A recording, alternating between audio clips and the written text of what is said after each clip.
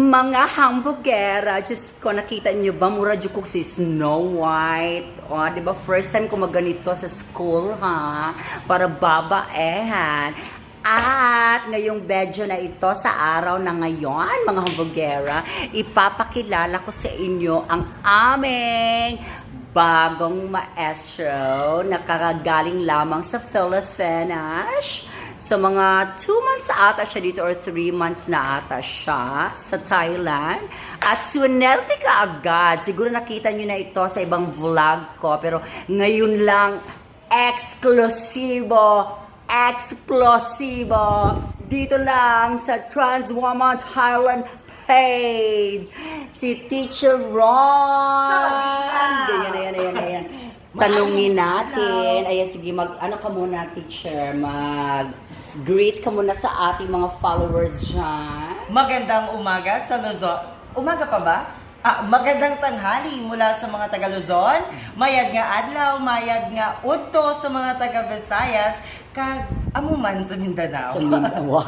Same! Taga saan ka pala? Iloilo. Sa Tagaloilo siya, mga hamburgera. Kaya pala ganun ang accent niya. So, karamihan pa naman sa mga Ilonggo, mga switch. From the City of Love. City of Love, Ilonggo. So, tatanong ko lang, ano ang nag-udyok? Magtagalog kami kasi, ano kasi siya, alam mo naman ang mga Ilonggo, di ba Tagalog naman yan sila? Parang Tagalog ba kayo? Pwede rin mag-Tagalog. Bisaya na, kahit hindi kayo Bisaya. Iligay nun, oo.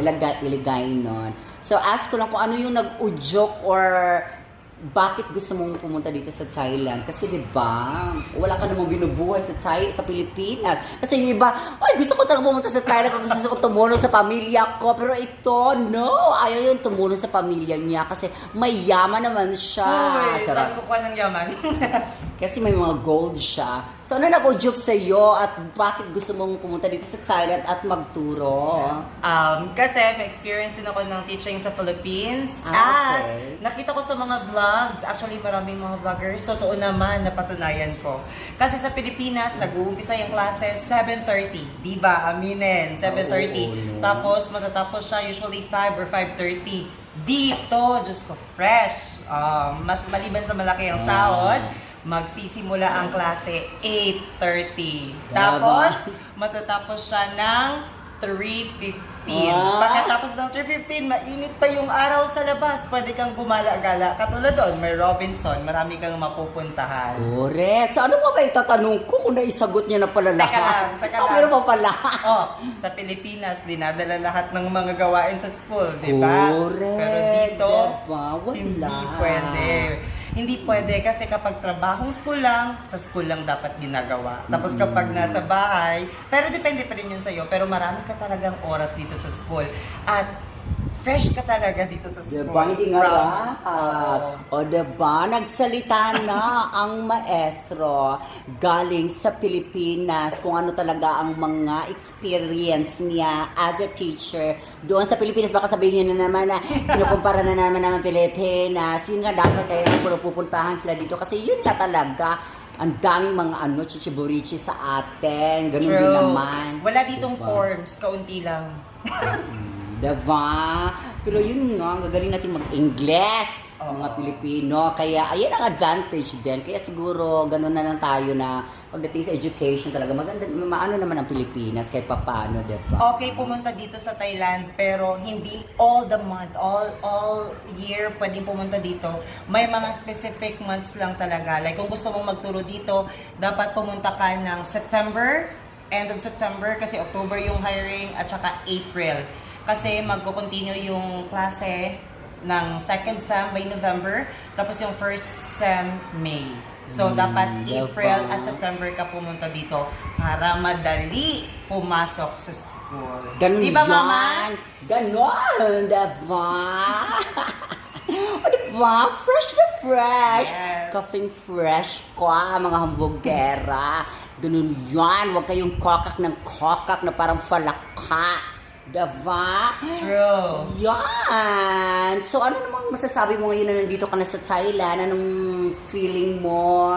Talagang hindi ka ba yung unang dating mo, anong masasabi mo dito sa Thailand? Thailand. Parang Pilipinas, mas progressive na Pilipinas, yung mga pagkain, yung mga tanawin, parang Pilipinas lang din, maliban sa temple. Yung pagkakaiba lang talaga is yung lingwahe. Pero hindi ka talaga homesick. Correct, diba? Hindi ka ba homesick kasi ang daming mga ganap sa Thailand. At mura. At mura. O, ayan na. So, ano pang inaantay ninyo? Huwag na kayong pumunta dito. Charot!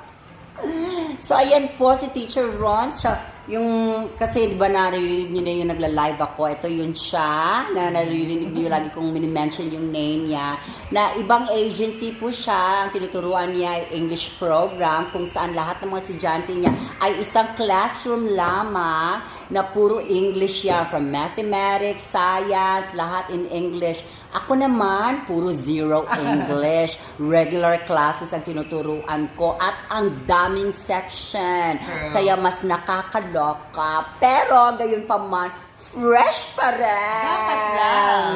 Diba? Hindi nakaka-stress. Kasi pag sineryoso mo ang trabaho mo, ay magiging fangit ka. Hindi mo, naglalaro pa. Laro-laro lang. Diba? Walang chine-check. Oo, enjoy lang. O, di ba Enjoy lang, nag-ML pa mama. ako? Oh.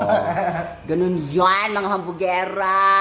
So, thank you so much sa mga sa mga followers ko dyan. Kasi content creator din po ito.